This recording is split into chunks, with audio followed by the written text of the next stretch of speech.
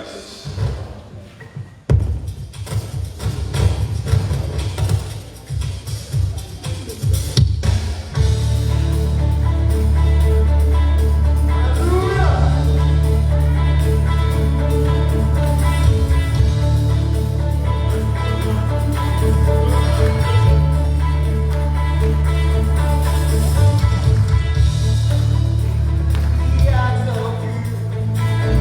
One thing I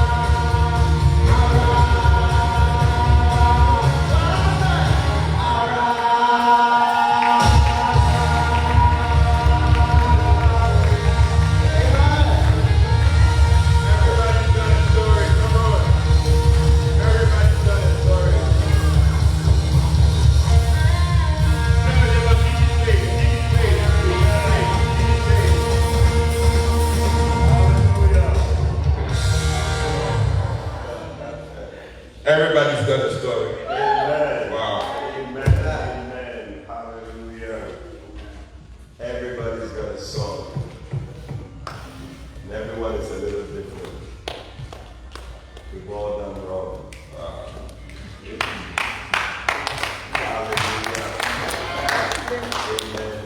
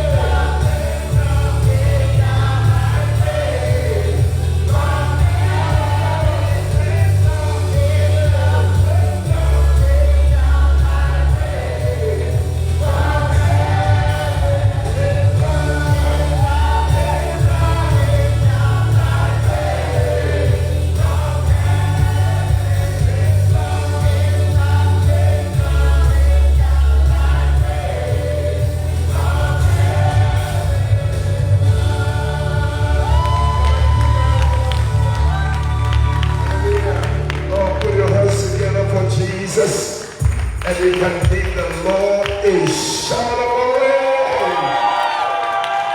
How many believe that His love came down On you and on you and on you and on you and on you. Hallelujah. Put your hands together one more time. Amen. Have you had your fill or your what? What's the word? You want more? Okay, take out your offering. We'll take one more song. We will be moving on. So take out a good offering. Hallelujah. So what are we going to do? Fragrant? All right. You want fragrant turn to fire? Yeah. Okay. All right. So take out a good offering. Listen. An offering that is a fragrant offering. Yeah. That will turn to fire. Amen. All right. I hope the people are ready with us so that when we start, we don't have to delay at all. Please lift up your offering and let's pray. Father, in the name of Jesus. Oh, some of you are not giving at all. Lord, I pray for every hand that is lifted as your children give tonight. Father, we thank you, oh God, that our offering is going up as a pleasing sacrifice to you. May it be a fragrant sacrifice, sweet smelling, that will produce great blessings, coming down like thunders and fires and earthquakes in the name of Jesus. Touch every life, oh God, and bless our finances. We give you thanks. In Jesus' name we pray.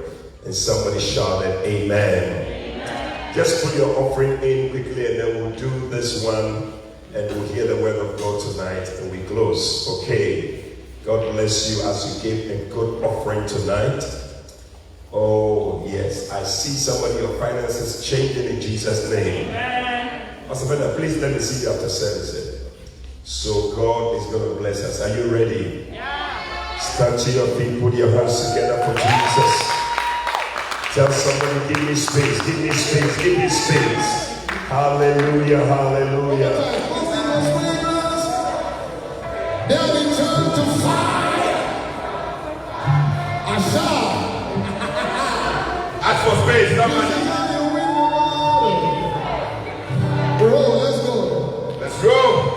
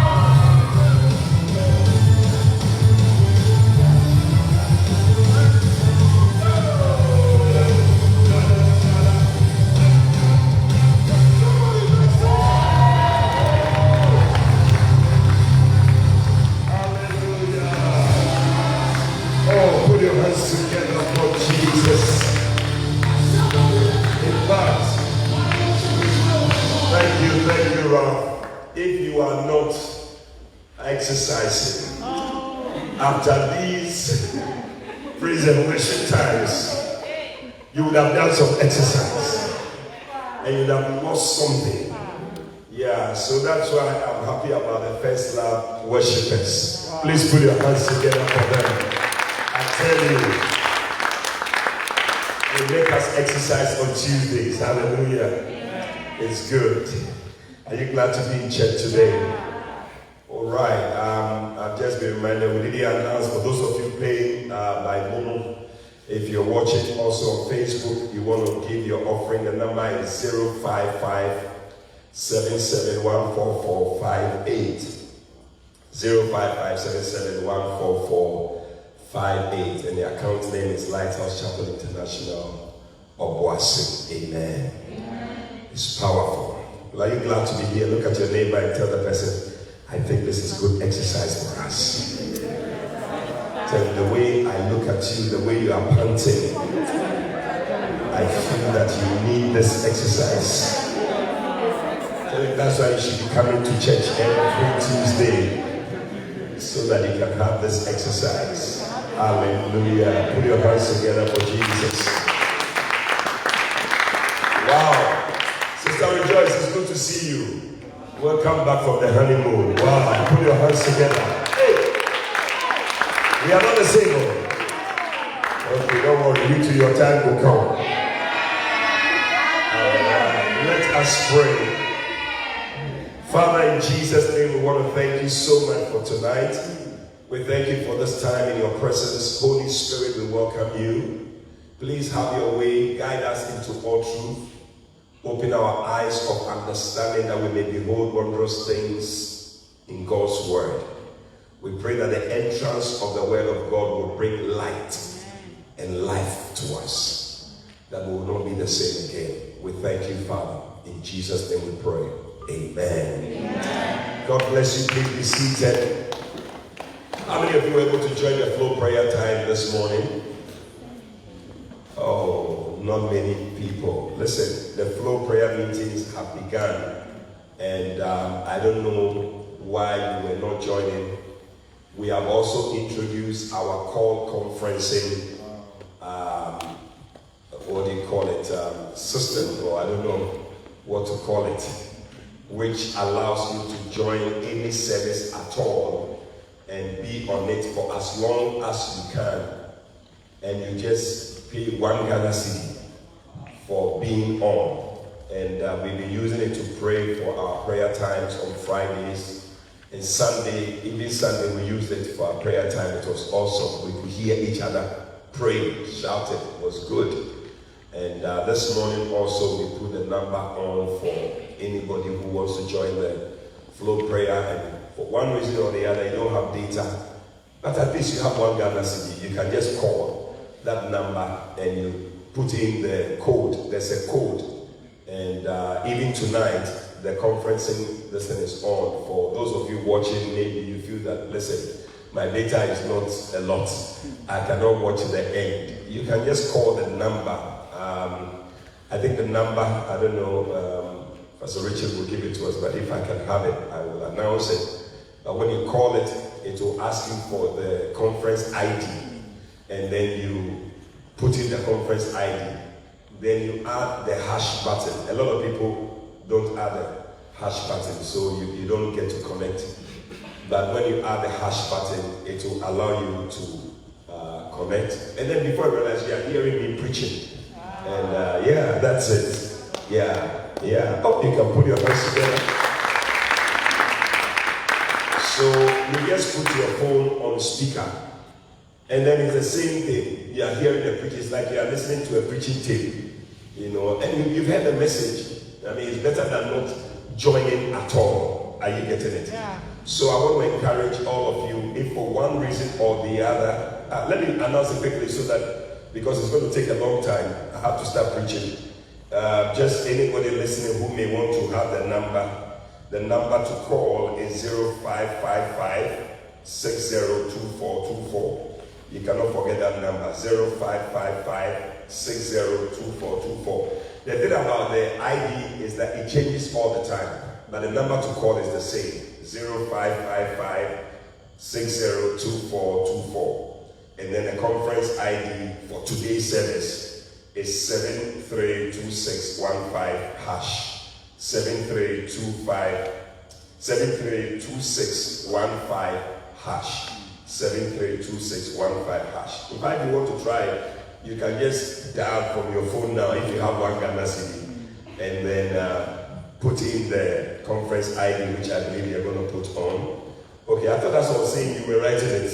Okay, you'd have finished by now. You know, so that you can just see that it works. Okay, everybody must try it. I think that maybe we can do that now, just so that we all see how it works. If you have one Ghana CD on your phone, you can actually dial it now. Can you put the number there? 0555-602424, isn't it? Yeah.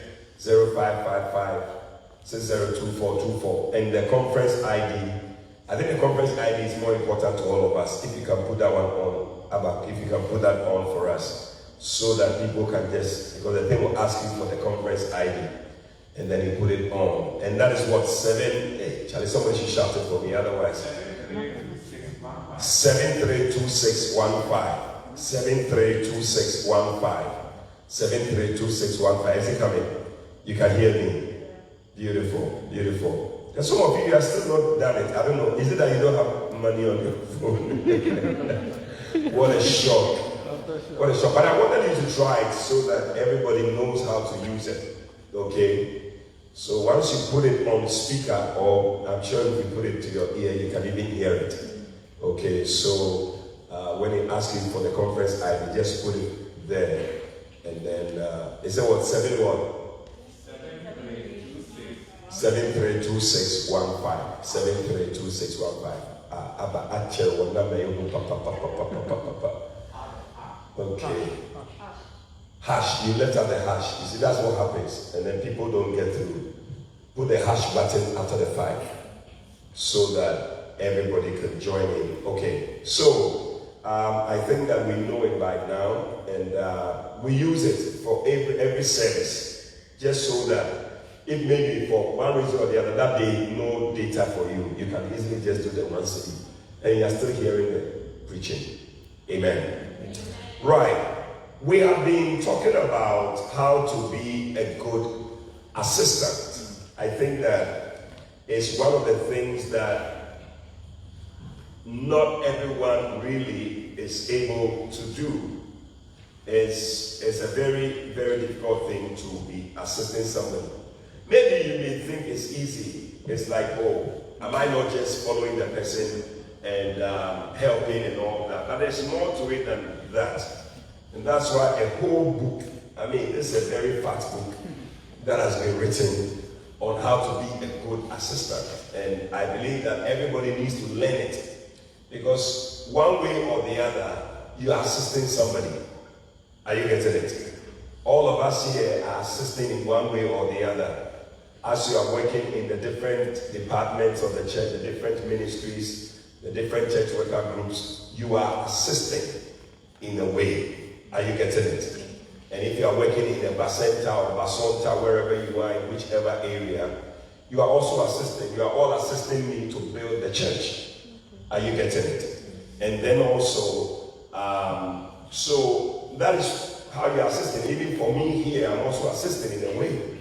You see, so we are all assisting, and we are learning how to be good assistants. Some of you even assist the pastors that are over you in the different areas where you are. It's also one of the ways by which you assist. And we need to understand the right way to do it. And we said at the beginning that you must be called to be an assistant. There's a ministry of an assistant. And we said that God himself even needed assistance. And that's why when he was creating the earth, he said, let us make man, let us. So God, even God himself needed assistance. People to help him to create man. And when he also created man, Adam, he also said that Adam needs an assistant. He needs somebody to help him. That's why Sister Rejoice has gone to be a helper to somebody. You see, so when a woman comes into a man's life, she has come to assist him and to help him. We saw Abraham also needed an assistant. He had it in Lot. And Moses also needed an assistant. He had it in Aaron. And Joshua also was there. And then also David had an assistant in Jonathan. And Jesus also had his assistants in the 12 apostles, isn't it? Yeah. So we were asking, how does an assistant pastor or assistant receive his calling? First of all, it can be by a direct call from God. Or secondly, it could be that the senior pastor just chose the person to be where he is to assist. Or sometimes it comes as a coincidence because it's like, Charlie, you were the one available. And so just do it, and you are doing it. Or sometimes also, it could be that somebody didn't do his work well, and you have to replace the person.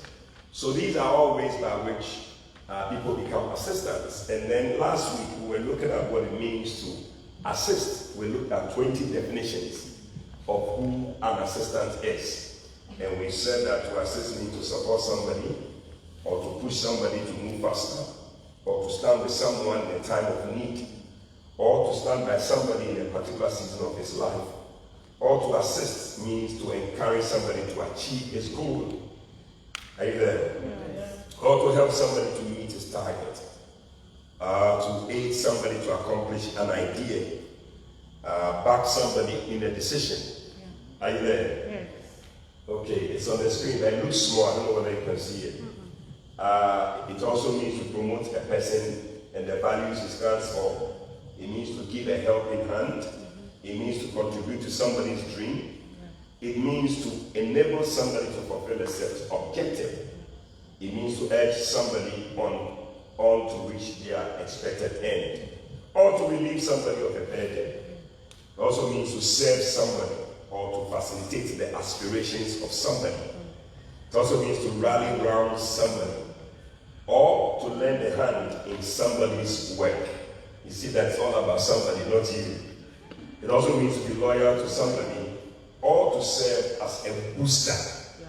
Are you getting it? Yeah. To enable somebody to go higher. So tonight I'm going to continue and we're going to look at another thing I believe is very important for us to know. And I'm preaching from Bishop Saki's book, How to Be a Good Assistant. And the foreword was by Bishop Dartmouth Mills. Wow. And he himself endorsed the book and says that this is a good assistant. He's somebody who is a good example to follow. And I've also worked with Bishop Saki for many, many, many years. I think I worked with him from 2003 to about 2017 or so, or 15. I just worked with him all that time. So I could see the example of an assistant in him, and he is a true assistant. He is. And so I can vouch for him as I read from this book and I share with you. And today I'm going to share with you on 5 undesirable assistants. 5 undesirable assistants. In other words, assistants that nobody would like to have. Mercy. May you not be that kind of assistant.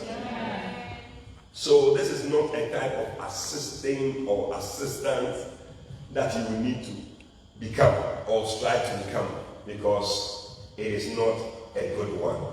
Okay, so it says that in a short life in ministry, he has related with 5 types of assistants, and we're going to look at them. So the first type of assistant, and you want to look at yourself, assess yourself in all these things to see whether you are that type of person. Are you getting it? Today our branches also are joining us, so we welcome all our branches from, no, they're on Facebook, the way you're telling around, they're on Facebook. Okay, so we welcome all our branches in our council, and they are joining us, the pastors and their shepherds, for the service. So you're all welcome. Please indicate on the page that you are there, so we know you are there. All right, no. So the first type of assistant that you don't need to become, and which is undesirable, is the man-pleasing assistant. Man-pleasing assistant. Man-pleasing assistant. Just say, who saw the pain? Yes, sir. Oh, good. In Galatians chapter 1, Paul says something from verse 9. Galatians chapter 1, verse 9 and verse 10. Paul says something, if we can put it on the screen, I will really appreciate it. He said, as you have said before, so I say now again, if any man preach any other gospel unto you than that which you have received, let him be accursed. Verse 10. He said that, for do I now persuade men or God? Is it about men or is it about God? Or do I seek to please men? For if I yet please men, I should not be the servant of Christ. Anybody who pleases men can never be a servant to somebody. Are you getting it? Yeah. And the scripture says it clearly that men pleasers are not good assistants. And you want to look at yourself and ask yourself that, are you somebody who want to please people? You see, because you have your boss that you are pleasing. As Christians, we have Christ as the one that we're supposed to please. Now, if we make up our minds that we're going to please men, and whatever the Bible says, we will not want to do it, but we rather want to please men and do what makes men clap for us. People like that thing. I mean, everybody's clapping for you, then yeah, it's like that is the thing. But you see, it will be better that nobody claps for you and only God claps for you. Yeah. Do you understand what I'm saying? Yes. It will be better that you have God's approval and God being happy with you, and even everybody else not being happy with you is better. I remember one time Bishop was in the UK, and as he was ministering, the people were singing. There were people who were singing, and a lady came and she came to sing. And when she sang, I think she sang a song that was not so popular, not this thing, but that song really touched Bishop. It was a song that he really loved. He enjoyed that song, but not many people clapped. It was just, but another lady came and she came to sing a popular song that everybody knows. But it was not the Bishop. So if you know Bishop very well, there are songs you know he likes. If you sing a song from Andrew Crouch, you pass. You will surely pass. I'm telling you. You see, that's why you need to know the one you are serving and the one you are assisting. If you sing a song from Andrew Crouch, you will pass. If you sing a song from Oscar Gospel Power, you will pass. If you sing a song, one of Ida's songs, you will pass. I mean, if you should to come here now and there's a TSA here, you know a TSA, a talented solo artist who is here, who can sing. If the person comes on stage and picks up whatever, somebody's song, whoever, some of them, Fred Hammond's song or somebody, I mean, he may be listening, but I'm telling you, you will not be pleasing to him. Yeah. And if you do any of these songs that I've just mentioned, you can pass. Even the local, if you do Daughters, you can pass. You can pass. I'm sure you guys are knowing all the things now. That's how to please somebody you're working with. So this lady sang, I think she sang somebody's song, I don't know, and people were shouting, but this girl, when she sang, nobody clapped because the song that she sang, it was not any kind of, song that, is like, it's one of these songs. And then they just, but when they finished, Bishop took the pastor and said, buy a ticket for this lady to travel. The one that nobody clapped for, said, buy a ticket for her to travel. And the other one was just walking around. You see, the people who are shouting, hey, they can buy a ticket for you. They cannot buy for you. At best, they will just shout. And that's it. So, when you follow man, you see, God is the ultimate decider of your life, how your life should go. He's the coach, whether he will add you to the team or take you out. And you are looking at that, oh yeah, a man camphor. There's a type of football, they call it a man camphor. When you get the corner, will bump and you took a spin out with shots over. Because a man only born, I won't say it's anything you play that, a man camphor. But the real thing is just soccer. And you're born. So the coach will look at it and you. That's not it. And they will bring somebody who will come and play. And you see that you are out. So at the end of the day, this lady that nobody clapped for, grabbed up got a ticket and traveled. And this one that everybody was shouting, she was sitting there because the people, they don't have the money to buy ticket. Are you getting it? Yeah. That is why you must look at who is the most important person to please that person. You see, but many times people will be shouting and clapping and saying, yeah, yeah, yeah. Especially when you are misbehaving. There will always be people, those days when we were in school, people would bring their father's cars. There was something called Achichi. Achichi, then they would bring the car. Then people, foolishness.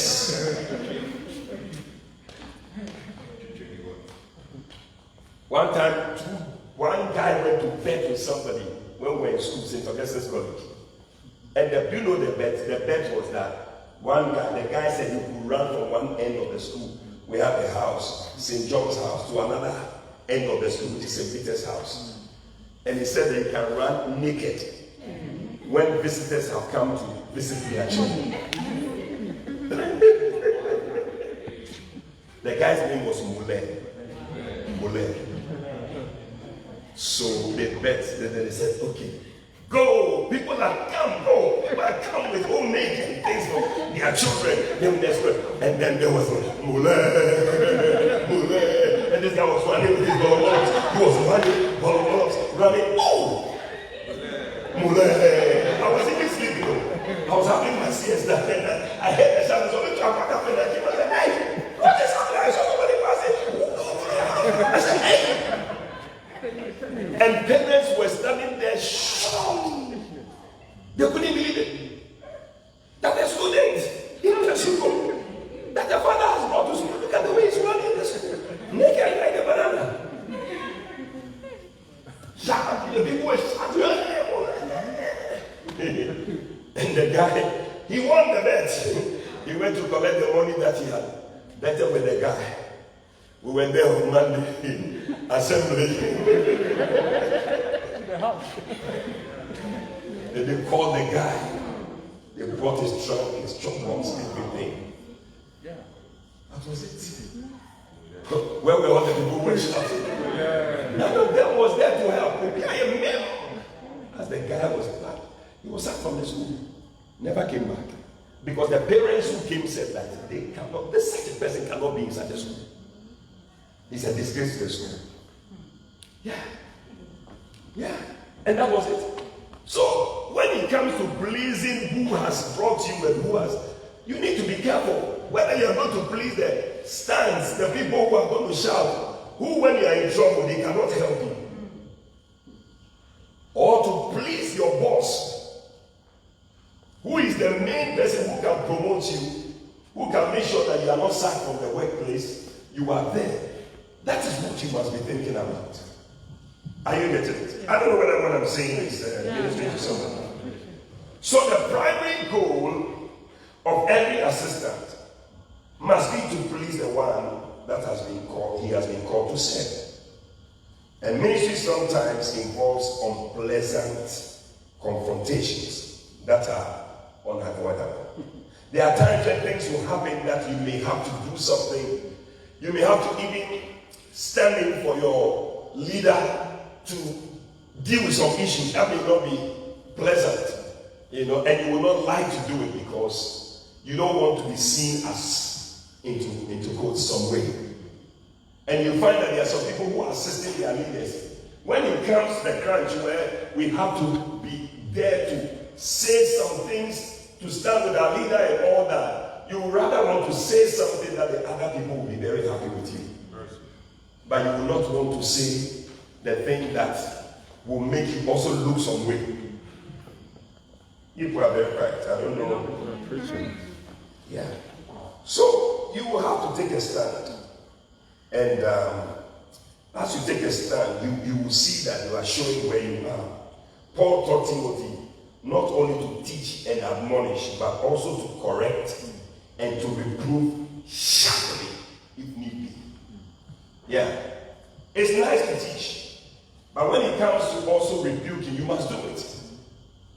1 Timothy chapter 5, verse 20. It said, them that sin, rebuke before all, that others also may fear. Them that sin, rebuke before all, that others also may fear. You know, there are things that even as a church we don't even condone and we don't accept and encourage.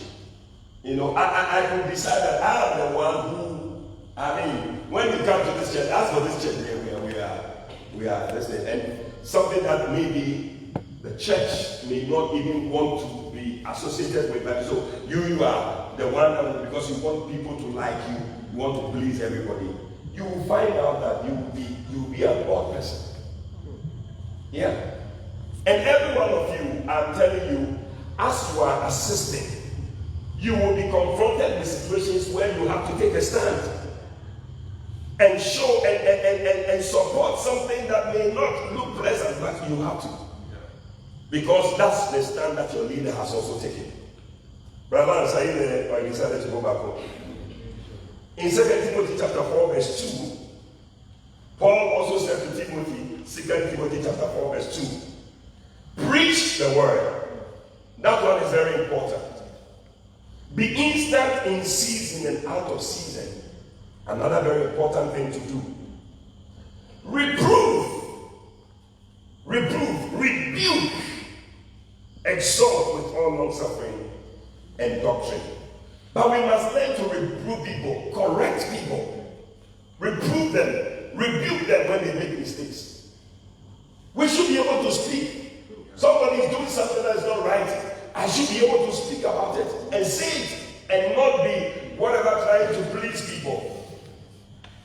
And you see, if a leader is doing something and then he is not happy about something that is going on, and he calls you as the assistant to go and sort out the thing, you see that when people go, as soon as they arrive, it's like, they say, I should come and tell you that this thing that you are doing, it is not good. It's not like I am saying, but they say, I've been sent. Media, like I don't have any problem. Yeah, I mean, I don't really have any problem with it, you know. Let me alone, you guys can do what you have to do. You see, and when you are such a person, it is dangerous to work with you. Yeah, very. It is dangerous.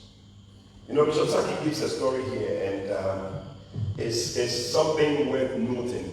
You know, he says that in my early days as an assistant pastor, I was not good at confronting issues at all. Our church choir then was made up of a few young people who were both unspiritual and unproductive. Mercy. They were not serious with their rehearsal times, and they would grumble a lot. Am I talking to some people? I remember my senior pastor. You see, some of these things, they are not new. They are not new at all. I remember my senior pastor traveling out of the country during this period. I'm sure he's talking about Bishop Dad, and asking my colleague Ediadi and I to dissolve the choir. We did not want to offend anybody, so we dilly-dallied with the decision until my senior pastor arrived after 6 weeks. Can you imagine?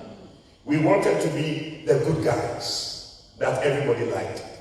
On the first Sunday that my senior pastor arrived in church, he announced that the choir had been disbanded. He therefore ended up rather being the bad guy in the eyes of the congregation. A good assistant must not behave like the Pharisee, who love the praise of men rather than the praise of God. John 12:43. John chapter 12, verse 43. It says that for they love the praise of men more than the praise of God. Am I talking to somebody? That is too quiet, I don't know. But the reason why Jesus was killed was because of man pleasing Pilate. Pilate, when the people came to him, he knew that Jesus had done no wrong. But he couldn't also stand firm and say that, no. And he was just trying to please everybody. So when you read the Bible in Luke 23, verse 14, and then you jump to 20 to 25, he says that, he said to them, you have brought this man to me as one that perverted the people. And behold, I, having examined him before you, have found no fault in this man, touching those things whereof you accuse him of. I don't find anything wrong with him. Pilate, therefore, willing to release Jesus, spoke again to them. So sometimes the thing is there, but we are not very strong to push it. But they cried, saying, crucify him, crucify him. And he said unto them the third time, why? What evil has he done? I have found no cause of death in him. I will therefore chastise him and let him go. And they were instant with loud voices, requiring that he might be crucified. And the voices of them and of the chief priests prevailed. Mercy. And Pilate gave sentence that it should be as they required. As they required. Mercy. And he released unto him that for sedition, unto them him that for sedition, and murder, and was cast into prison, whom they had desired. But he delivered Jesus to their will. To their will. Mercy. To their will. You know, it reminds me of Aaron. Aaron was the assistant to Moses. One day Moses had to go into the presence of the Lord for the 10 Commandments. He went away for some time. You know, he was away for a long time. When you read the Bible in Exodus 32, if you can put it from verse 1, the Bible says that as Moses was away for a long time, the people came to Aaron and they said to Aaron, they said, Moses, when they saw that Moses had delayed to come down, the people gathered themselves together to Aaron. They said to him, make us gods, which shall go before us. For as for this Moses, the man that brought us out of the land of Egypt, we wot not what is become of him. Make us gods. And the people were on him. And the Bible says that verse 2. And Aaron said to them, break off your golden earrings, which are in your ears, in the ears of your wives, and of your sons and of your daughters, and bring them to me. Verse 3. And all the people break off the golden earrings which were in their ears, and they brought them unto Aaron. And he received them at their hand, and fashioned it with a graven tool. And he made it into a molten calf, and said to them, these be thy gods, O Israel, which brought you out of the land of Egypt. Mercy. And the people rose up, they were happy, all that. And the Bible says, verse 12, maybe, just so that we can move on quickly. The Bible says that God himself saw what was happening. He said, and the people, he said he was going to kill them. And Moses begged, what do the Egyptians say? Verse 13, you know, and he said, remember Isaac, Abraham, blah, blah, blah. Verse 14. So the Lord repented of the evil which he thought to do unto the people. So later, Moses went down. And let's jump to verse 20 just so that we don't delay too much because of time. He took the calf and made, he ground it to powder and all that. Verse 21.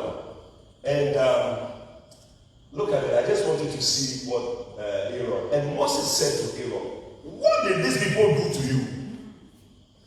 What did they do to you, which has brought so great a sin upon us? You follow these people to please them. And look at us here today.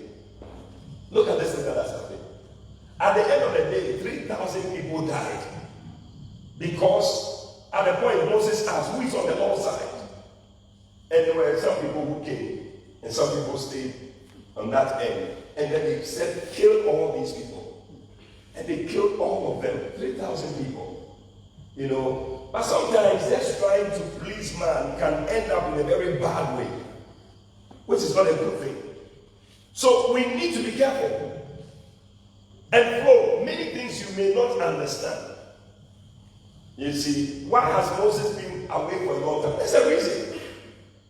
As a leader, you must be there to stand with the people and tell them, listen, our leader has to be somewhere.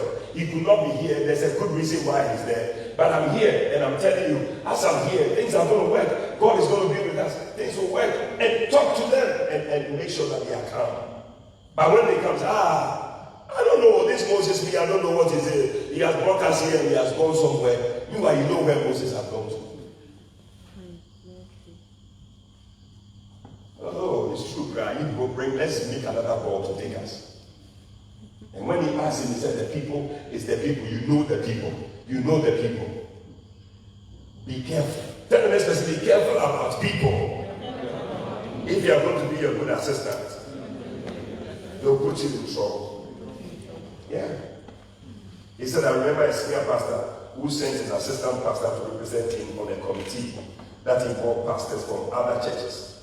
The senior pastor made his vision clear to his assistant and expected him to project this vision. As time went by, it became clear that the other pastors did not believe in the vision of the senior pastor. These pastors criticized and rubbished and ridiculed the senior pastor's ideas, which he brought forth. The senior pastor surprisingly did not say, the assistant pastor surprisingly did not say a word in defense of the senior pastor and his vision. What had happened was that with time, the assistant pastor had become friends with these other pastors and therefore valued their friendship more than the vision of the senior pastor. So that's what will happen. You see that you just become like these people. And then that's it. But we need to understand and have that mind.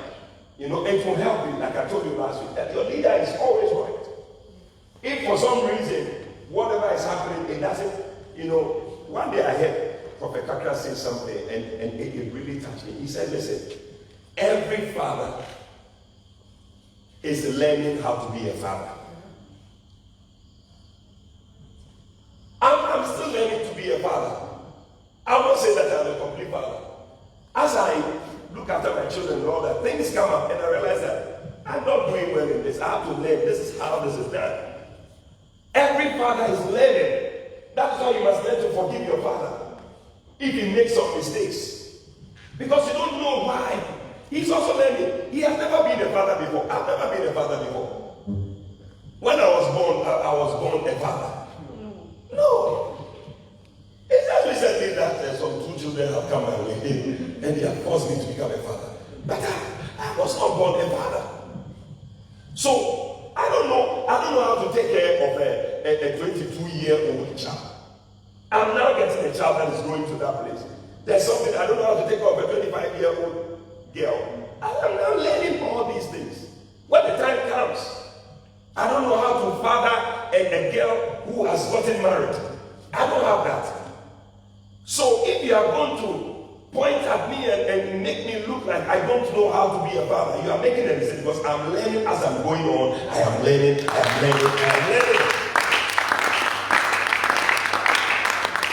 So make excuses for the fathers and forgive them for their mistakes. Yeah.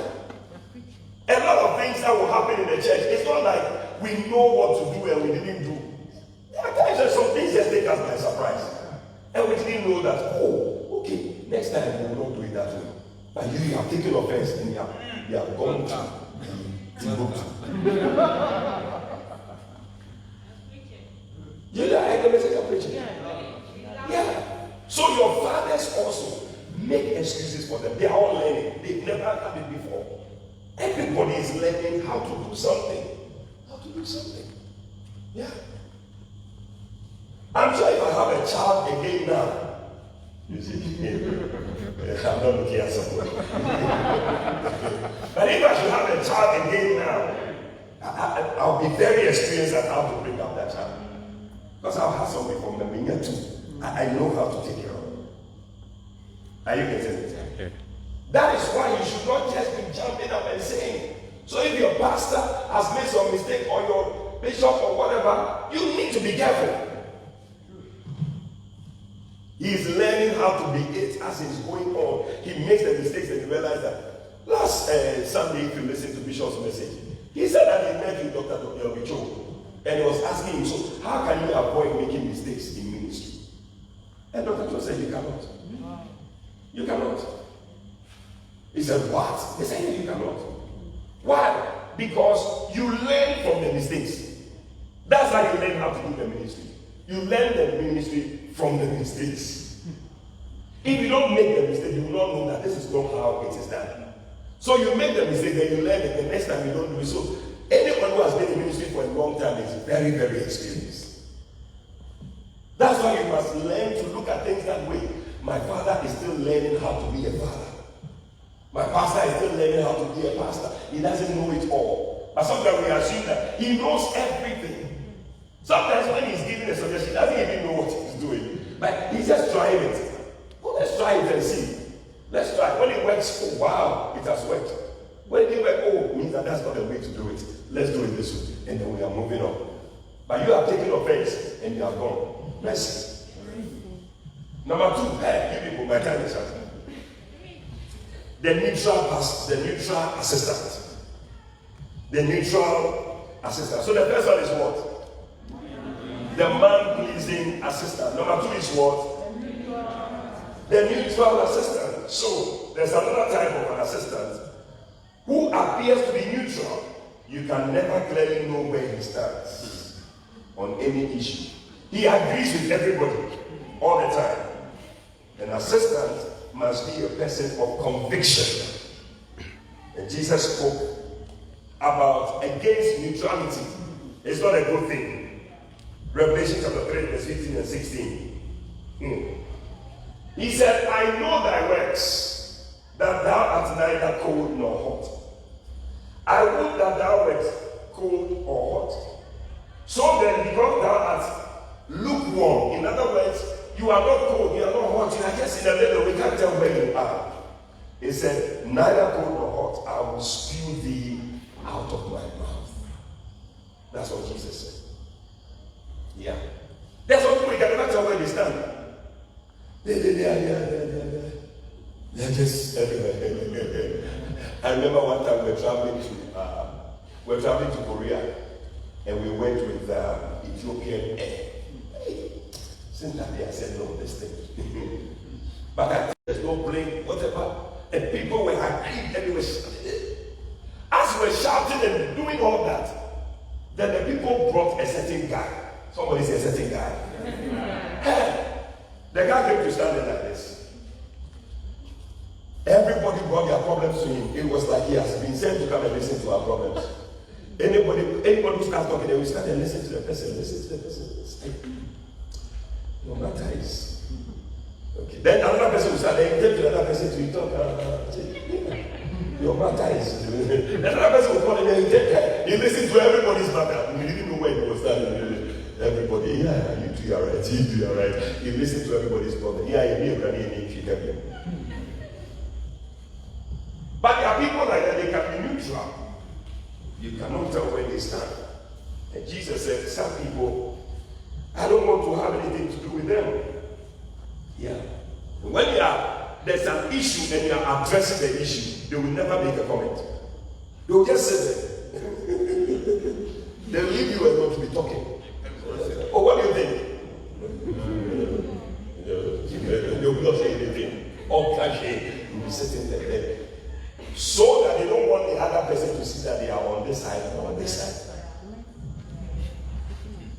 Ask yourself, are you that type of assistant? You'll be going, and you're not asking, ask the person. You'll be going with your leader, and when they get to the place where we have to see that, I don't know whether I am there. They agree with everything, and they agree with everybody at every time. It said at the pastor's meeting, the senior pastor, his assistant, and several other pastors were discussing an important issue. The assistant pastor was quiet and evasive. After some time, the senior pastor got irritated and asked his assistant to speak. To the surprise of all present, this assistant just blurted out that the vice president never disagreed with the president. even when he was wrong. He implied that a constructive criticism by an assistant was not even welcome. You see, and was not trying to say that. Why is it that he just agreeing with everything? He has something. One of the things you need to know about people who sit neutral is that they don't have anything to say. They have something to say. Nobody is neutral. Or maybe just that he's just quiet and it's not. But and sometimes when we come for meetings, we'll be quiet. Don't say anything. The actor, your come and say, Charlie. It's how there's how we do them. I mean, this thing up there, I don't think that is a. Do you think it's a good thing? I don't think it's a good thing. No. This is someone who was quiet when he asked the question. Am I talking to somebody here? You are very quiet, and now it is worrying you. If you have something to say it at the meeting. Then we know your mind. Then we know where you stand. But you'll be quiet. When you say,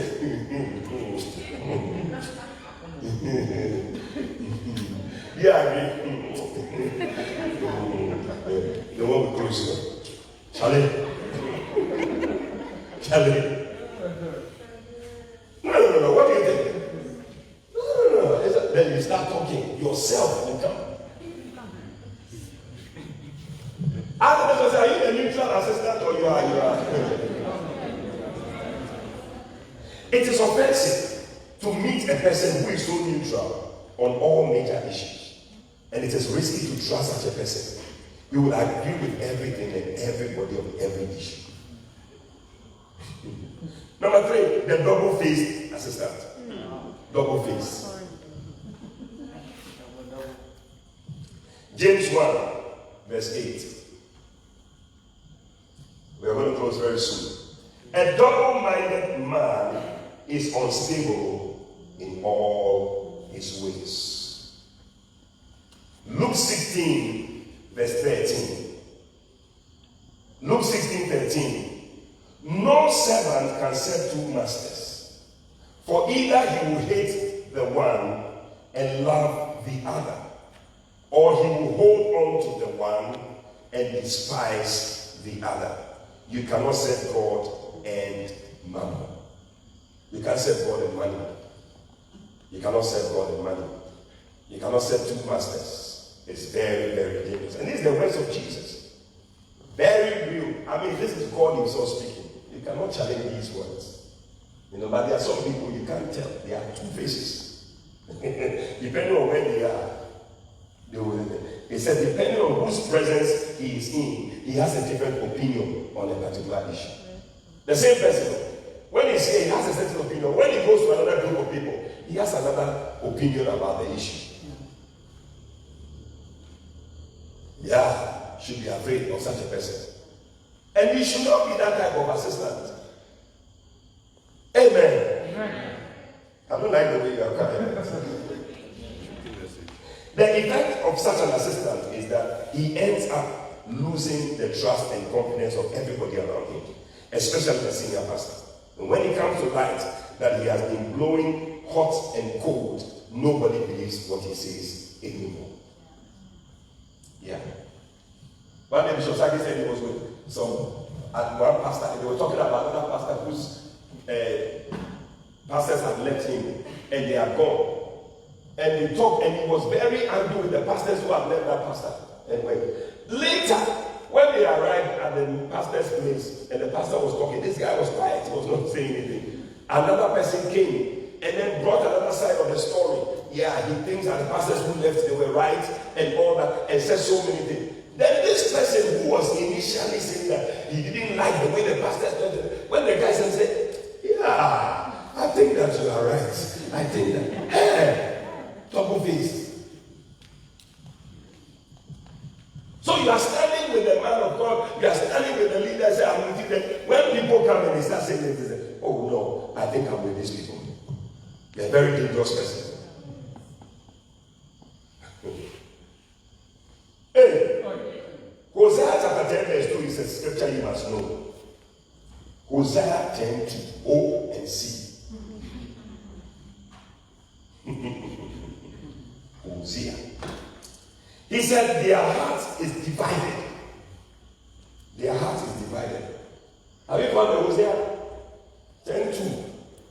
Their heart is divided. Now shall they be found faulty. He shall break down their altars. He shall spoil their images. Their heart is divided. Is your heart divided? Or is your heart one? You are here, but you are not here. You are with this person, but it looks like you are also with this person.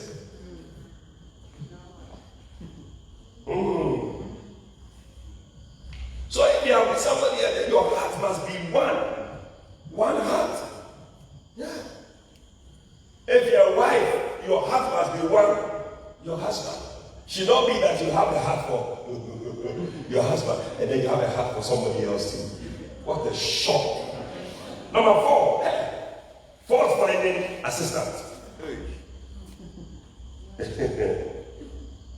There is yet another type of assistant who has the habit of opposing and criticizing the senior pastor all the time.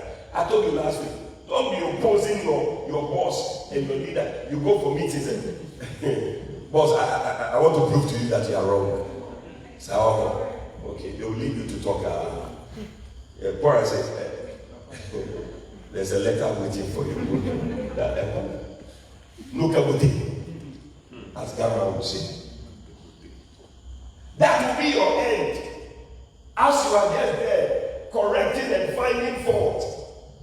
Hey, you see, all of us, we all have faults. People have faults, but it is not good that you'll be pointing people's faults to them all the time. Charlie, they will not be happy with you. At all. If you're a lady, and every lady you have pimples sometimes on your face, isn't it? Then every time when you see wedding pimples, every day wedding pimples, would you think you like such a person? I know I have pimples on my face. I don't need you to be telling me all the time that my face is full of pimples. You rather like somebody who, when he says, wow, you're looking beautiful. You know that the pimples are there, but they're saying you're looking beautiful. I mean, you rather want to be talking to such a person. If you're a husband, you're always pointing out the faults of your wife and the soup. And then one man told his wife, wow, did you see what to cook this soup?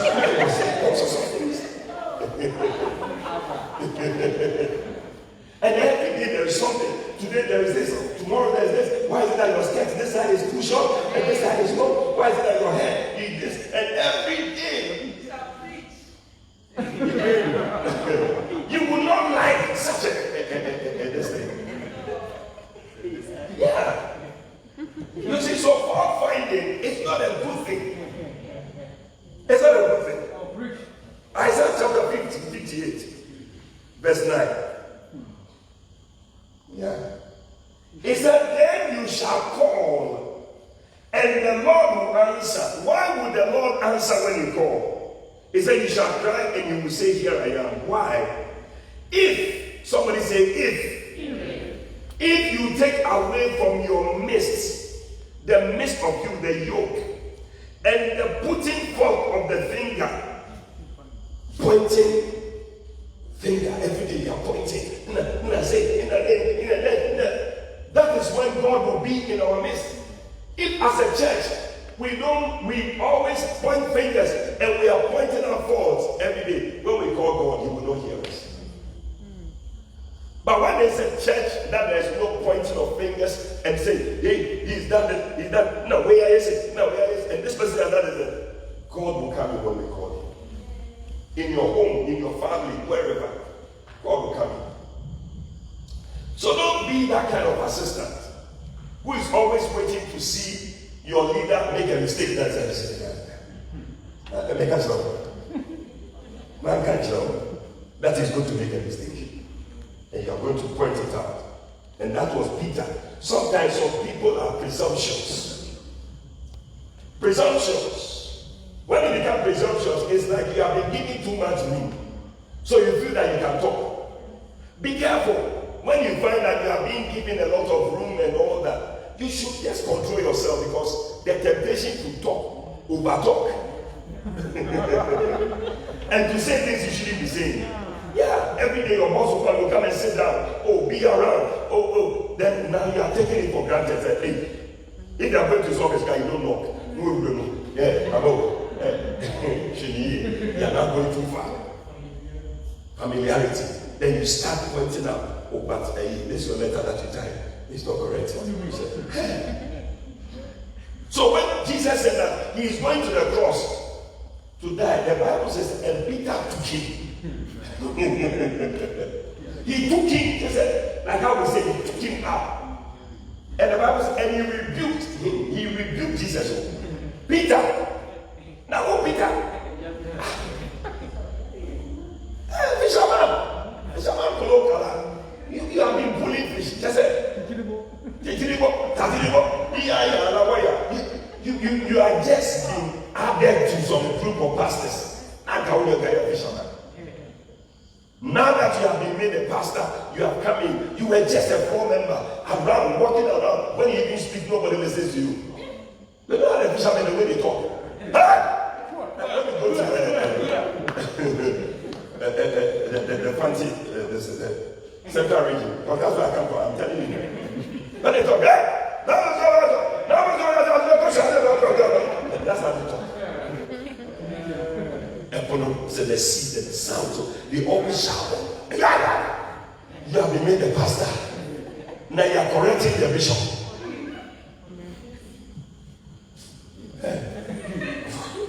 If I follow you, that's Mark 8:31. So, are you an assistant or opposition leader? Why do you need opposition? Opposition party. Why share with the person? He said, I know an assistant who he always has something negative to tell about the senior pastor's preaching.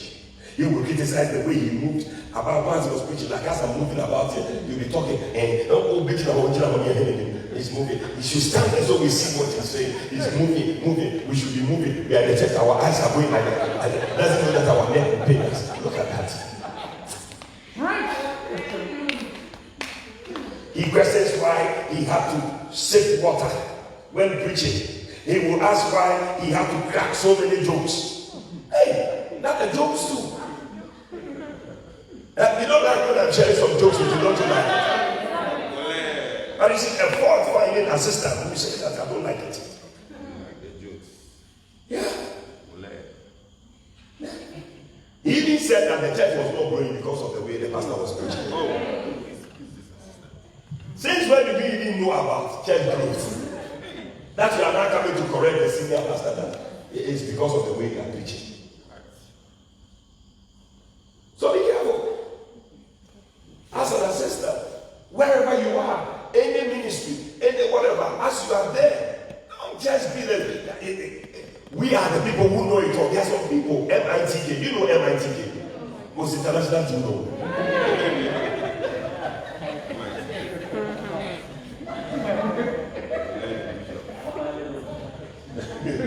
You're writing it down, MIT. They seem to know everything. Yeah, that's not how it is done. Yeah, this is how we used to do it. You are with the leader. Flow. And number 5, hey, you people, this is the last one. The heart-stealing assistant. Heart-stealing assistant. Now, these are the people who draw people to themselves. And they make sure that they bring the people to where they are. But you see, when John had the opportunity to do that, he said to the people in John chapter 3, verse 30, he said, he must increase, but I must decrease. My duty is not to steal your hearts and to make you like me, and then I throw everybody against Bishop Dan. No. My duty is to bring you to him. All that I'm doing, bring you closer to him. As I'm doing, let's all join the Facebook, let's join the flow prayer, the unity service and all that. I am trying to turn your heart to him. But you can be an assistant who turns the heart of the people to you. You are a heart-stealing assistant. Interesting. That's the reason. I think the reason why the message is coming today, the way I'm looking at you. He said the reason why many churches cannot grow and even branch out is because of the fear that many senior pastors have. They have seen their colleague pastors robbed of their ministries and churches when they appointed assistants to help them oversee the work. Yeah. And this is how Absalom was. Absalom was one of David's sons. And when he was there, the Bible says that it came to pass, let me give you 2 Samuel 15, from verse 1 to verse 6. It came to pass after this that Absalom prepared him chariots and horses and 50 men to run before him. And Absalom rose up early and stood beside the way of the gate. And it was so that when any man that had a controversy came to the king for judgment, then Absalom called unto him and said, "Of what city are you coming from?" And he said, "Your servant is of one of the tribes of Israel." And Absalom said unto him, "See, your matters are good and right, but there is no man deputed of the king to hear you." There are some people, they go around and say, "Well, he said, we don't really know what problem is right now. You have problems in the church, isn't it? The way your face is looking." Yeah. You understand? Yeah. They tell it to you. Come let me talk to you. You people know what I'm talking about. You understand what I'm talking about? You are preaching, Bishop.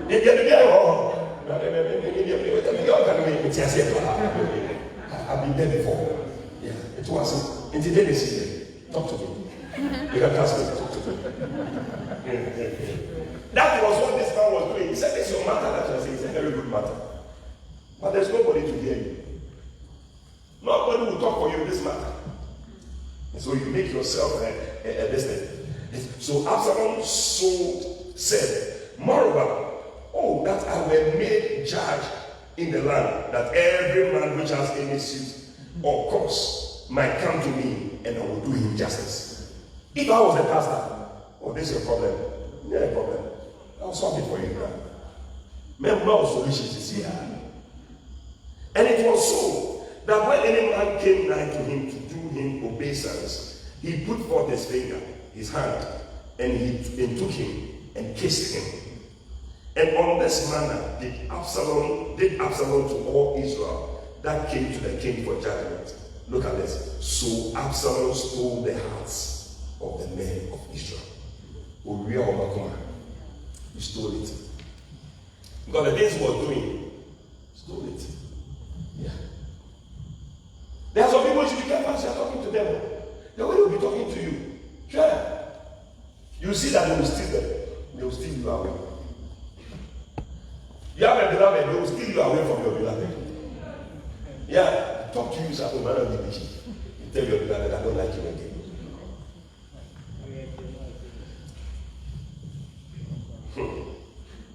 Unfortunately, I'm closing my time is up. Many church members are not discerning. That's the sad thing. When things like this are happening, you find a lot of church members who don't discern to think and think through things. And then they just flow with whatever is being said and all that. But think through. You will see that no, the thing that the man is saying is not correct. There's a king there who loves us, who likes us. How can we have come to see that he doesn't like us and he's not thinking about us? He thinks about us. Sometimes the work is a lot. And it's not like he's just forgotten. He would love to. But somebody has come to your house and told you that, they have not visited you since you came to the church. What do you want?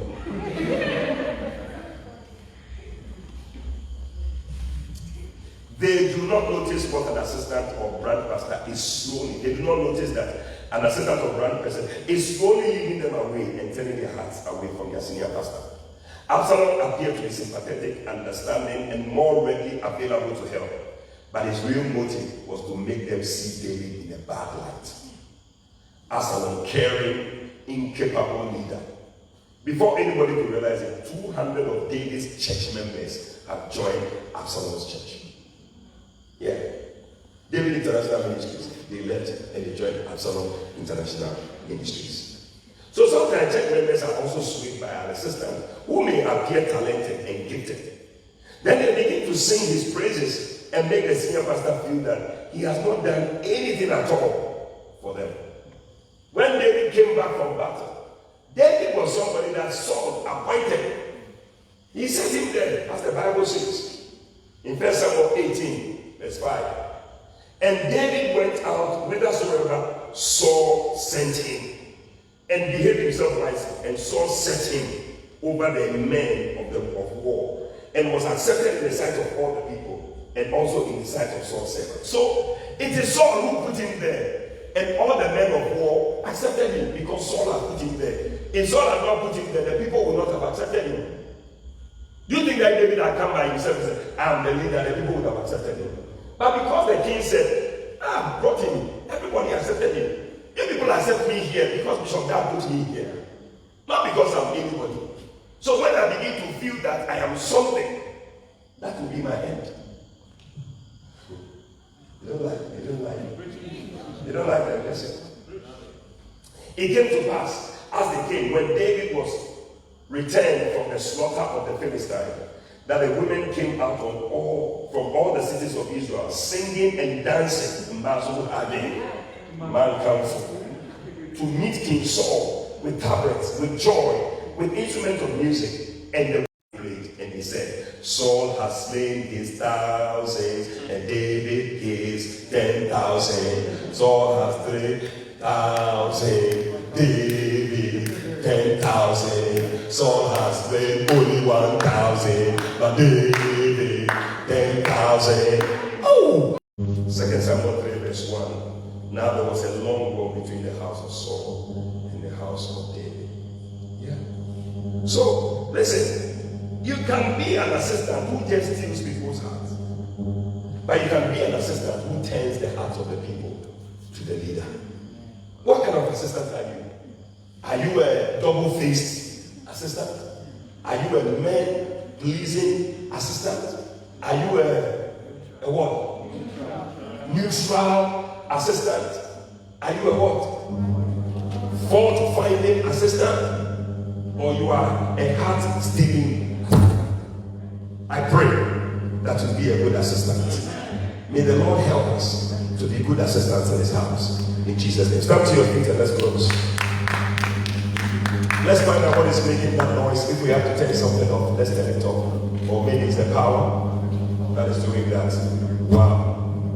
Beautiful. Father, in the name of Jesus, we thank you for today. We thank you for this word that we have heard.